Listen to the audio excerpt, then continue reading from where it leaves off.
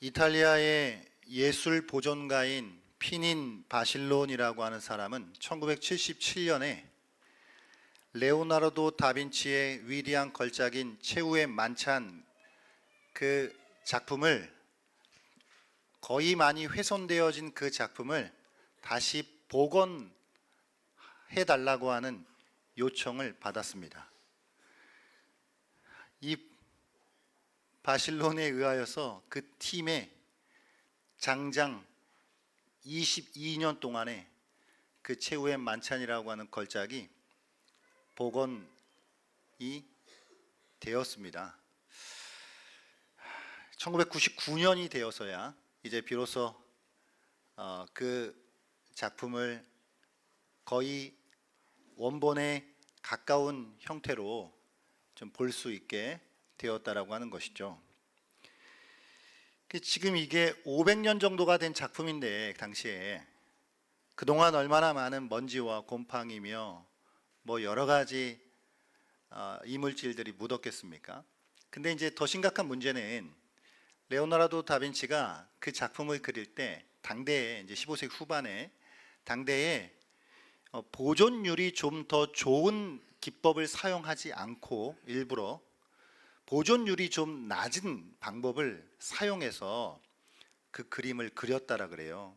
이제 후대 이제 전문가들이 이유를 이렇게 이제 알게 되었는데, 보존율이 좋은 방법을 선택하게 되면 단점이 하나 있는데 빨리 그려야 된다는 거예요.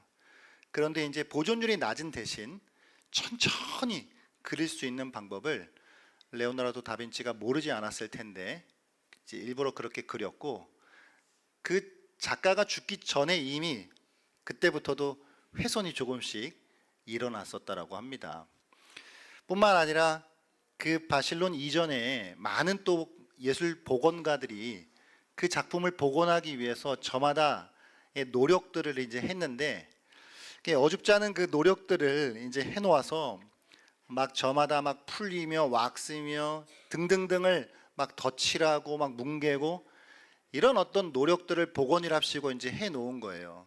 이제 그거를 또 벗겨내는 그 작업이 더 힘들었다라고 해요. 그래서 정말 1제곱센티미터, 가로 1cm, 세로 1cm 현미경으로 그걸 하나하나 다 들여다보면서 그거가 원본에 어떻게 가까운지를 하나하나 찾아가면서 정말 운이 좋은 날은 우표 한 장 크기만한 정도를 이제 복원하는 그런 날도 있었다라고 하는데 22년이 걸려서 그렇게 이제 복원을 해 놓았다고 합니다.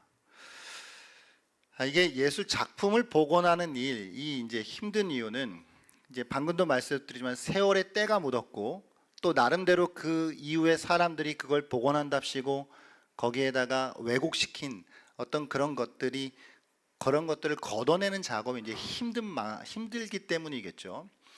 우리가 예수님이라고 하는 분을 성경을 통해 이제 우리가 알아간다라고 하는 것, 그것에 있어서 놓치기 쉬운 것 중 하나는 예수님이 당시를 살아갔던 유대 문화라고 하는 그 유대 문화 속에서 살았던, 특별히 1세기 유대 문화 속에서 살아갔던 유대인 남자였다라고 하는 그 사실을 잊지 말아야 한다라고 하는 것입니다. 그래서 예수님이 하신 말씀, 예수님이 가르쳐 주신 비유, 예수님이 행하셨던 행동들, 이런 것들을 이해하는 것에 있어서 이분이 한국 사람 아니고 미국 사람 아니고 1세기 유대인 남자였다라고 하는 사실을 전제하는 일은 매우 중요한 일인 것이죠. 예수님은 유대인처럼 사셨고 유대인처럼 말씀하셨고 유대인처럼 예배를 드리셨습니다. 예수님의 언행이라든가 여러 가지 가르치는 방법들, 그것은 그분이 태어난 출신인 셈족이죠. 셈족 문화의 관습과 전통, 그런 관행이라고 하는 연장선에서 우리가 해석을 할 필요가 있다라고 하는 것이죠. 자, 여러분, 아람 쪽을 연구하는 한 학자에 의하면 그가 수십 년 동안 중동을 여행을 하면서 중동 사회에 대한 이제 것들을 알아가는데, 그 그가 발견하고 깨닫게 된 중요한 사실을 이렇게 그가 이야기합니다. 그러니까 이제 서구인들에게 있어서, 서양 사람들에게 있어서 중동 문화를 이해하는 것이 얼마나 갭이 큰지를, 서양 문화가 중동 문화를 이해하는 이 갭이 심지어 같은 중동 문화 안에서 21세기와 1세기, 그러니까 2000년 간격, 시간적 간격보다 더 크다는 거예요. 그러니까 무슨 말이냐면, 대한민국 오늘 이 땅을 살아가고 있는 우리의 삶 가운데 21세기를 지금 우리가 살아가고 있는데 2000년 전 대한민국 이 땅에서의 삶과 오늘날 이제 도시는 좀 다르겠지만 오늘날 완전히 전통을 지켜가는 저 시골 한 구석에서의 삶이라고 한 그 차이가 사실 서양과 중동의 차이보다 크지 않다라고 하는 거예요. 그러니까 그 이야기는 그만큼 이 동양, 서양, 중동 이 지역 차이라고 하는 것은 엄청난 갭을 가지고 있다라고 하는 걸 우리가 놓치지 말아야 한다라고 하는 것인데, 그러니까 늘 우리는 성경을 해석하는 것에 있어서 각자가 살아온 문화적인 어떤 그 방식에 따라 해석을 하기 때문에 그 전제 조건들을 거두어내고 말 그대로 당시 1세기 그 시대와 그 공간으로 가서 성경을 입체적으로 이해하는 점이 너무 중요하다라고 하는 것입니다. 그래서 성경 공부, 성경을 통해 예수님을 알아간다라고 하는 건 우리가 21세기 문화와 사고방식을 잠시 접어두고 예수님의 출생지이자 고향이신 그 이스라엘 땅과 그 시간으로 들어가는 그런 작업이다라고 하는 것을 이제 우리가 이제 기억해야 하는 것인데요. 예수님 시대에 대표적인 언어가 있었는데 무엇이었을까요? 예수님 시대 당시 그 사람들은 보통 거의 이제 정설이 아람어를 사용했었다라고 해요. 이 아람어라고 하는 건 구약 시대에 보게 되면 우리가 이스라엘 북동쪽으로 해서 아람 족속들이 있었잖아요. 다메섹이라고 하는 그 아람, 다마스커스, 그 지금은 이제 시리아 그 땅이죠. 거기에 이제 이 아랍 민족들이 사용하는 그 아람어, 그게 이 메소포타미아 지방에 거의 공용어가 되어 있었다라고 하는 거예요. 그것이 이스라엘 백성들이 바벨론으로 포로로 끌려가고 뭐 아수르로 포로로 끌려가고 이런 상황 가운데 다시 포로에서 돌아왔을 때 그때 사용했던 그 아람어를 점차적으로 이스라엘 땅으로 돌아와서도 사용하기 시작하면서부터 히브리어는 점점 종교적인 언어가 되고 일상적인 언어, 뭐 물건을 사고 팔 때, 먹고 마시고 생활할 때 이럴 때는 대부분 다 아람어를 사용했다라고 하죠.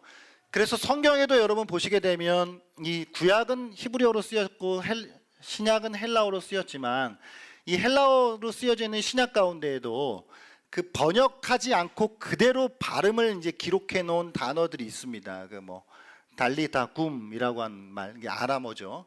에바다, 뭐 마라나타, 엘리 엘리 라마 사박다니 이런 말들은 이제 아람어거든요. 그러니까 보통 예수와 그 제자들은 아람어를 이제 사용했었다라고 하는 것인데, 이제 아람어는 히브리어랑 매우 이제 비슷한 계열의 이제 언어입니다.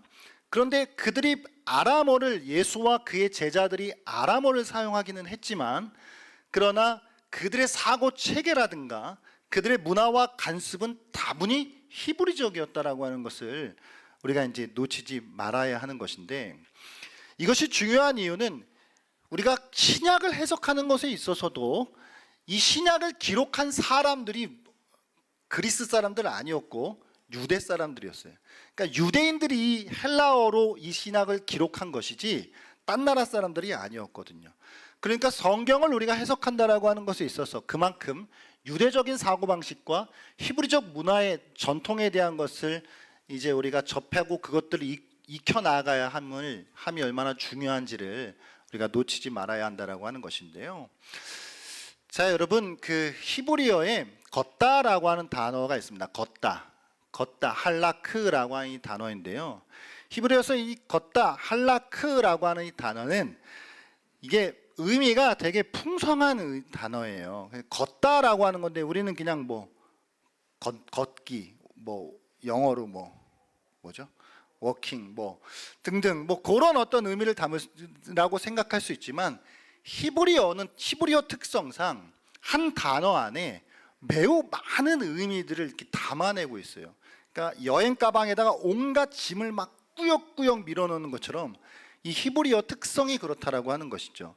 그래서 이 히브리어에서 보통 할라크라고 하는 걸 이야기할 때는 그 사람의 전반적인 라이프 스타일이라든가 그 사람이 말하는 언행과 행동 이런 것들을 다 포함해가지고 할라크라고 표현을 하는 것인데, 그래서 유대 전통이라고 하는 랍비의 토라를 해석하는 그 유대 전통 규범을 우리가 유대법을 할라카라고 하거든요. 그 할라카가 할라크에서 나온 거예요. 그러니까 할라카는 유대법인데 그 유대법은 그걸 그들이 성경을 생활 속에서 적용하는 수많은 법이에요. 근데 그걸 할라카라고 하는 이유는 걷는 건데, 걷는 거는 그냥 걷는 게 아니라 정말 하나님의 말씀을 내 옆에 두고 그 모든 것들을 순종하면서 걷는 길이기 때문에 그걸 할라카라고 표현을 했다라고 하는 것이거든요. 그러니까 이 제자들이 다 대부분 유대인인데, 이 유대인들이 제자가 된 후에도 그들은 여전히 하나님의 토라 율법을 암송한다거나 혹은 그것을 삶 속에서 또 실천해 나아가는 것에 있어서 별로 그렇게 의문부호를 달지 않았을 거라고 하는 거예요. 그들이 할라카를 준행한다라고 하는 것을 그냥 당연하고 자연스럽게 받아들였을 것이다라고 하는 것이죠. 예수님께서는 제자들에게 어떤 매뉴얼이나 교재나 어떤 강의안이나 커리큘럼을 배부하지 않으셨죠. 예수님은 각 사람에게 자신을 따르라고 하셨어요. 나를 따르라. 따른다라고 하는 건 걷는다라고 하는 건, 나와 함께 걸어라. 이게 직역하면 내 뒤에서 나와 함께 걸어와라 라고 하는 이 말이거든요. 제자들 부르실 때도 나를 따르라 다 했을 때 그 의미는 유대인들의 사고방식에서 나를 따르라고 하는 건 내 뒤에 걸으면서 나와 함께 동행한다 라고 하는 그런 의미를 가지고 있었던 것인데, 그건 단순한 동행이 아니라 예수님과 말 그대로 동고동락하면서 배운다라고 하는 의미를 담고 있는 것이고, 예수님과 더불어서 여러 가지 활동들을 같이 참여한다는 이야기인 것이고, 예수님이 어떠한 일들에 있어서 어떻게 반응하는지를 관찰하고 자기도 그거를 소위 흉내낸다라고 하는 것이거든요. 하나님의 말씀을 삶으로 살아내는 예수님의 방식을 정말 말 그대로 따라한다는 거예요.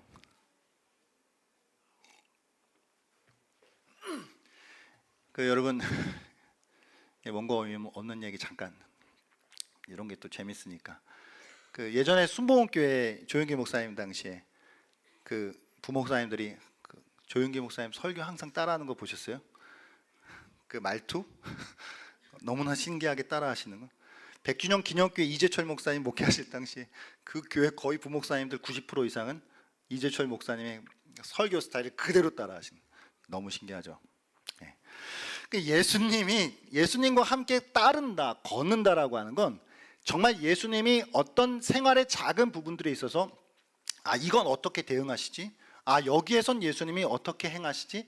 이런 것들을 다 보고 나도 저렇게 흉내낸다, 정말 나도 닮아간다, 한마디로 그런 의미를 가지고 있다라고 하는 것이죠. 그래서 오늘 본문에 그의 안에서 산다라고 하는 거, 주님 안에서 산다라고 하는 거 말은 이게 되게 그렇게 단순한 말이 아니고 그가 행하시는 대로 자기도 행한다라고 하는 것인데, 이 행한다라고 하는 말, 페리파타오라고 하는 이 헬라어 단어도 사실은 이게 직역하면 걷는다라고 하는 뜻이에요. 걷는다라고 하는 뜻이기 때문에 주님과 함께 걷는다라고 하는 건 정말 모든 삶을 동고동락하면서 내가 그분과 나의 모든 언행, 행동, 삶을 일치시키도록 하겠다라고 하는 의미가 이 행한다, 걷는다 라고 하는 것에 담겨져 있는다는 것입니다.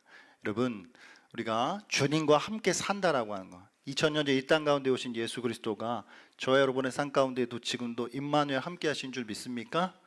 그럼 우리가 주님 안에서 사는 자로서 그분과 함께 행하고 나아갈 때 정말 그분과 함께 걷고, 정말 그분처럼 말하고 그분처럼 표정을 짓고 그분처럼 바라보고 그분처럼 행동하는 그런 예수의 제자들이 되었으면 좋겠습니다.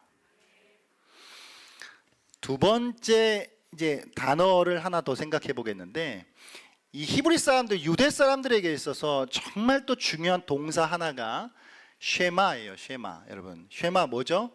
들어라, 듣다라고 하는 단어잖아요. 그러니까 이제 쉐마, 듣다라고 하는 단어를 우리가 이제 이 동사를 생각해 보면, 이게 그냥 쉽게는 그냥 딱 접했을 때는 뭔가 이렇게 약간 추상적이고 이게 정신적인 활동처럼 이렇게 듣는 거니까 내가 뭔가를 액팅하는 건 아니잖아요.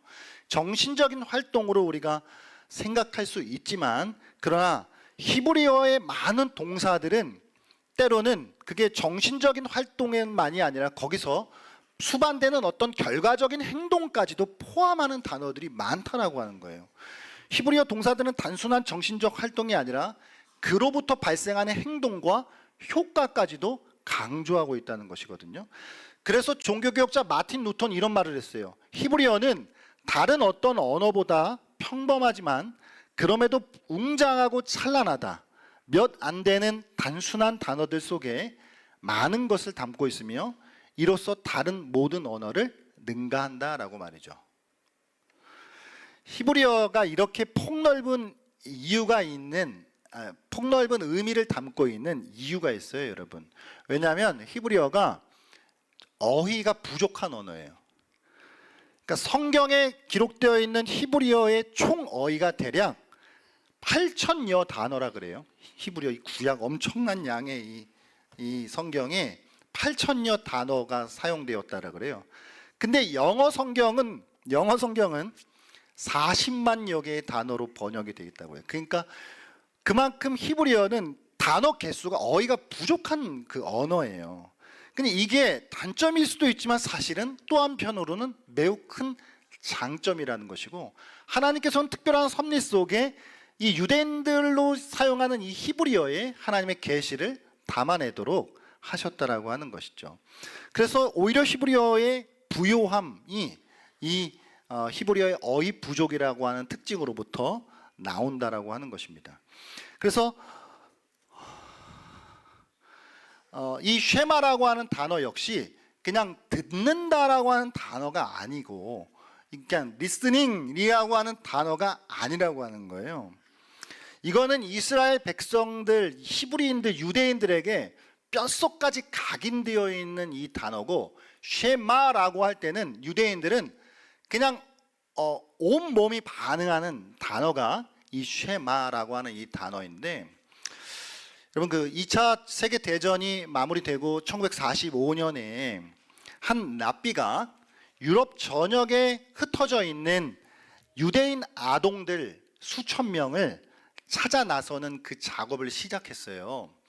그러니까 이제 그 2차 대전에 막 독일의 어떤 그 핍박으로부터 유대인 아이들이 막 다 뿔뿔이 흩어졌을 거예요, 살려고. 근데 이제 전쟁이 끝나니까 그 아이들이 이제 다시 찾아야 한단 말이에요, 그 유대인 아동들을.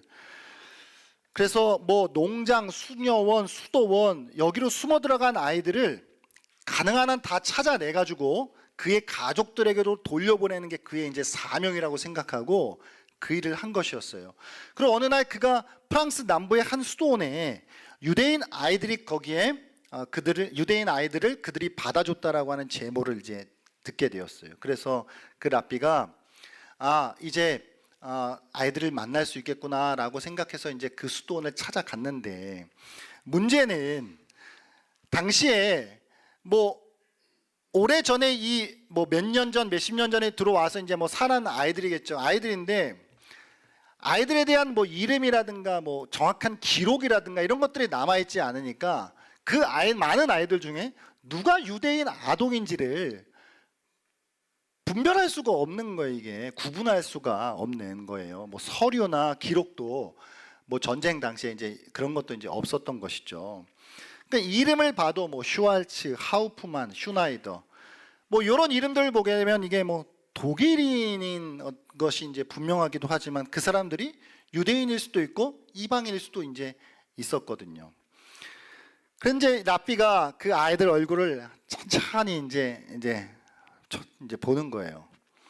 걸음마를 배울 때부터 수도원에 살았던 아이들도 있었고 조금 큰 나이부터 수도원에 살았던 아이들도 있었는데 도대체 이 아이들 중에 누가 유대인 가정 출신일까? 라고 정말 이 아이들 중에 이제 그걸 알기 위해 이제 애를 쓰고 있는데 랍비가 수도원에게 요청을 해서 숙소 방문을 이제 하게 됐다고 합니다. 숙소에서 그 아이들 앞에 선 그 랍비가 히브리어로 노래를 부르기 시작했다 그래요. 쉐마 이스라엘, 아도나이 엘로헤누, 아도나이 에하드. 신명기 6장 이스라엘아 들으라 우리 하나님 여호와는 하나이시라 라고 말이죠. 랍비가 쉐마 이스라엘, 아도나이 엘로헤누, 아도나이 에하드라고 하는 노래를 부르기 시작하자 조금 뒤에 몇몇 아이들의 얼굴에 환한 빛이 밝혀지더니 나지막한 목소리로 그 노래를 따라 부르더라는 거예요. 부모의 잠자리 기도와 부모들이 매일 아침 저녁으로 암송하던 그 기도를 통해 들었던 그들의 뼛속까지 각인되어 있는 그 노랫말이 아이들의 잊혀진 기억에서 그것을 끄집어내서 수면 위로 올려내었다라고 하는 것입니다. 유대인들은 하나님에 대한 헌신을 스스로 날마다 그것을 기억하기 위해서 날마다 2번씩 이 신명기의 쉐마라고 하는 이 말씀을 반복을 하거든요. 수천 년에 걸쳐서 경건한 유대인 부모들은 아이들이 말을 시작하자마자 쉐마의 노랫말을 가르쳤다는 것입니다. 아마 예수님도 거의 100% 어린 시절에 아버지 요셉의 무릎에서 이 쉐마를 배웠을 것이에요. 이건 예수님 탄생 수세기 전부터 이미 유대인들의 기도 생활의 중심축이었기 때문인 것이죠. 자, 여러분, 쉐마가 무슨 뜻이라고요? 들으라. 이 단어는 단지 소리를 지각하다, 우리가 건강검진하면 청각을 체크하는 거 그런 정도가 아니라고 하는 것이죠. 쉐마는 듣는다, 주의한다, 심지어는 들은 바에 따라서 행동으로 반응한다 라고 하는 것, 이런 걸 이야기하고 있는 정말 폭넓은 의미를 담아내고 있는 그런 단어라고 하는 것을 우리가 기억해야 할 것입니다. 뿐만 아니라 기억하다라고 하는 단어도 마찬가지예요. 기억하는 건 단지 내가 잊혀져 있었던 걸 다시 기억해낸 게 아니잖아요. 하나님 우리를 기억해 주신다라고 할 땐 하나님께서 우리에게 반응해 주시고 우리에게 응답해 주신다. 그러니까 더 나아가 어떤 행동까지 이어진다 라고 하는 뜻들을 담아내고 있는 것이잖아요. 그러니까 히브리어는 할라크라든가 쉐마라든가 이런 모든 단어들이 그냥 그 표면적인 뜻만을 갖고 있는 것이 아니라 그들의 이 역사 속에 농축되어 있는 수많은 의미들이 그 안에 담겨져 있는 그런 의미라고 하는 것입니다. 그래서 쉐마의 첫 줄에서 말하는 들어라, 이 쉐마라고 하는 의미는 들어라, 주의하라. 이스라엘이여, 주님은 너의 하나님이시라. 그래서 이스라엘 백성에게 하나님께서는 하나님을 순종하고 신뢰하고 하나님의 길을 따라서 걸으라, 따르라 라고 요청하는 그런 말씀이 이 쉐마다라고 하는 것입니다. 할렐루야. 2000년 이 땅 가운데 오신 예수 그리스도, 그분이 이 땅에 오셔서 제자들과 동거동락하셨습니다. 그래서 제자들과 함께 할라크 걸으셨어요. 그리고 제자들에게 하나님의 말씀을 쉐마 들려주셨어요. 그래서 제자들은 그 예수님과 함께 걸으면서 그 예수님의 말씀을 들으면서 예수님을 닮아가고 예수님처럼 행동하고 예수님처럼 살아가기 위해 애쓰는 그런 자들이 예수님의 제자들이었다라고 하는 것입니다. 예수님이 오신 이 성탄절, 이 땅 가운데 오신 아기 예수님, 그리고 이 땅 가운데 사셨던 그 주님을 우리가 기억하면서 저와 여러분도 할라크, 또한 날마다 쉐마, 그래서 주님과 함께 걷고 주님을 신뢰하고 주의 음성을 늘 듣고 말씀을 듣고 또 말씀대로 살아가기 위해 반응하고 그렇게 한 걸음 한 걸음 걸어 나아갈 수 있는 그런 저와 여러분 되었으면 좋겠습니다.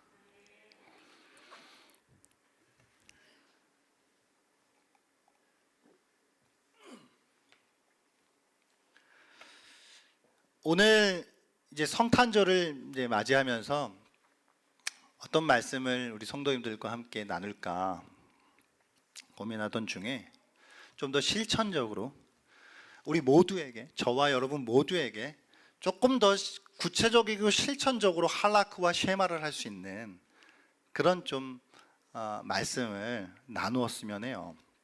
그게 뭐냐면, 이제 유대인들의 문화에 여러 가지 유대 문화가 있는데 그들의 문화 중에 우호적 판단하기라고 하는 문화가 있다고 해요. 우호적 판단하기. 그러니까 호의적으로 생각하는 거예요. 호의적으로 판단하는 거예요. 그러니까 내가 쉐마 이스라엘, 그래서 복음서에 보면 한 율법학자가 예수님께 와서 첫째 된 계명이 뭐냐고 물으니까 들으라 이스라엘아, 이스라엘 하나님 한 분이시니 주 너의 하나님을 사랑하고 내 이웃을 내 몸과 같이 사랑하라 하셨어요. 자, 그럼 내 이웃을 내 몸과 같이 사랑하는 것에 있어서 너무 뜬구름지 않는 거잖아요. 이 내 이웃을 내 몸과 같이 사랑하는 이 뜬구름지 않는 이 말씀을 구체적으로 우리 삶 속에서 실천할 수 있는 것을 오늘 한번 생각해 보았으면 좋겠는데, 그렇게 할라크하고 쉐마할 수 있는 그 방법 중 하나가 유대 문화 속에 있는 우호적 판단이라고 하는 거예요. 유대 랍비들은요, 우호적으로 남을 판단한다라고 하는 이걸 얼마나 강조했냐면, 심지어 병문안하는 일, 기도하는 일, 자녀에게 성경을 가르치는 것 이상으로 우호적으로 남을 판단하는 것을 너무나도 중요하게 여겼다고 합니다.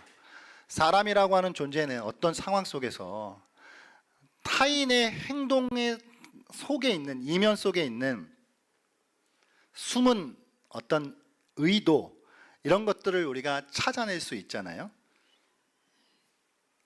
그리고 그 상대방의 의도와 동기, 이런 걸 내가 어떻게 해석하느냐에 따라서 우리의 반응이 달라진단 말이에요.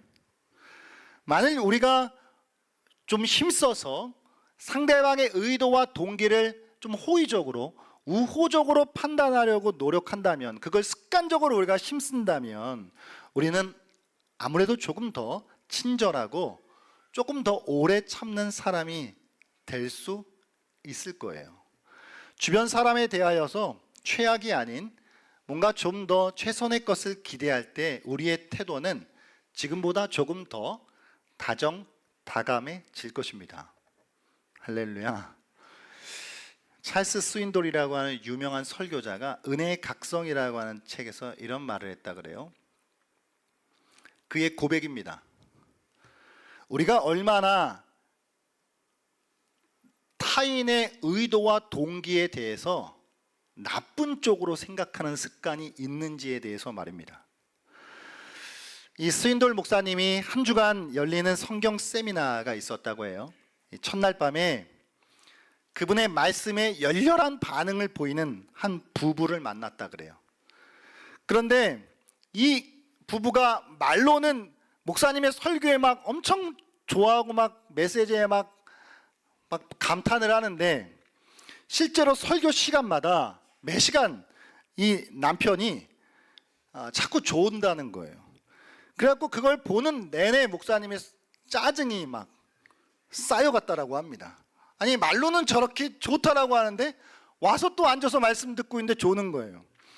그래서 이 스윈돌 목사님이 이 남자, 참 이 사람 말과 행동이 다른 육에 속한 그리스도인이구나 라고 그렇게 판단했다고 합니다. 그런데 마지막 날 밤 남자의 부인과 대화하던 중에 자신이 얼마나 잘못 판단했는지에 대하여서 깨달았다는 겁니다. 이 남편의 아내 되는 사람이 말씀이 다 끝나고 청중들이 자리를 뜨고 남편도 자리를 뜬 뒤에 스윈돌 목사님에게 다가와서 자신에게 몇 분만 시간을 내줄 수 있겠느냐고 요청을 했다고 합니다. 그러고 나서 이제 이야기를 시작하는데, 이제 스윈돌 목사님은 아내가 자기에게 뭔가를 이야기를 이제 요청하니까 대번에 속으로 이렇게 생각했대요.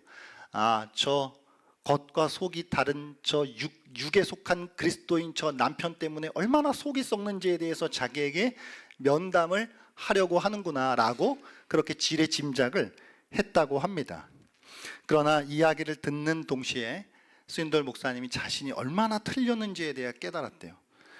그 아내는 남편의 제안으로, 남편의 요청으로 이 세미나에 오게 되었다는 것입니다.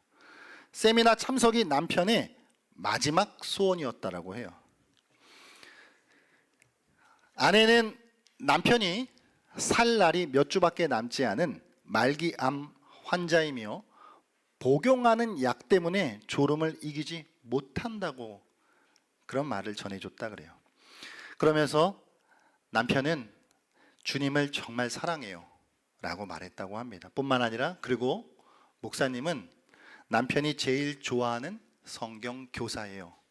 남편은 무슨 일이 있어도 여기 와서 목사님을 만나고 강연을 듣고 싶어 했어요 라고 그 남편의 마음을 전해줬다고 합니다. 그 이야기를 들은 이 스윈돌 목사님이 충격을 받았다 그래요. 그리고 그 뒤에 한참을 서서 얼마나 망연자실했는지, 그가 함부로 형제를 판단한 것에 대하여서 얼마나 그가 틀렸는지에 대하여서 자책감에 사로잡혔다고 합니다. 자, 여러분, 우리가 보통 오늘 왜 이 말씀을 나누고 싶었냐면, 지금 시국이, 시대가, 특히 한국, 저와 여러분의 처해져 있는 지금 우리의 상황이 약간 너무 화가, 우리는 저도 그렇고요. 약간 그 화가 이렇게 거의 그 게이지가 이렇게 높아져 있어요. 그래서 약간 날이 너무 서 있어가지고 그냥 약간 이런 느낌이, 걸리게만 해봐 그냥. 하나만 걸려라. 약간 이런 느낌으로 우리가 이 세상을 좀 살아가고 있지 않나. 저도 마찬가지로. 그래서 누군가가 우리가 상대방을 판단할 때 호의적으로 판단하거나 우호적으로 판단하려고 하는 것보다는 그냥 무조건적으로, 부정적으로, 비판적으로 판단하려고 하는 그런 습관이 어느덧 우리 안에 이게 기본적으로 세팅되어 있는 것이 아닌가라는 생각들을 해보았으면 좋겠어요. 그래서 주님이 정말 2000년 전 이 땅 가운데 오셨다는데, 그래서 우리의 구세주가 되신다는데, 그래서 우리가 주님과 할라크하고 쉐마 하나님의 말씀을 들으면서 동고동락하며 주님과 산다는데, 그럼 우리의 삶 속에서 그럼 구체적으로 뭐가 드러나야 된다라고 하는 것인가 라고 할 때, 조금 화를 좀 우리가 죽이고 나를 좀 가라앉히고, 그래서 예를 들어 누군가가 내가 악수를 하는데 그 악수를 거부했어요. 그러면 정말 순간 못 받겠구나. 아니면 정말 부끄러웠나 보다. 수줍음이 좀 많았나 보다. 아니면 감기 바이러스를 걸릴까봐 좀 염려를 했던 것이 아닐까? 이런 것이 유대 문화 속의 우호적 판단하기라고 하는 거예요.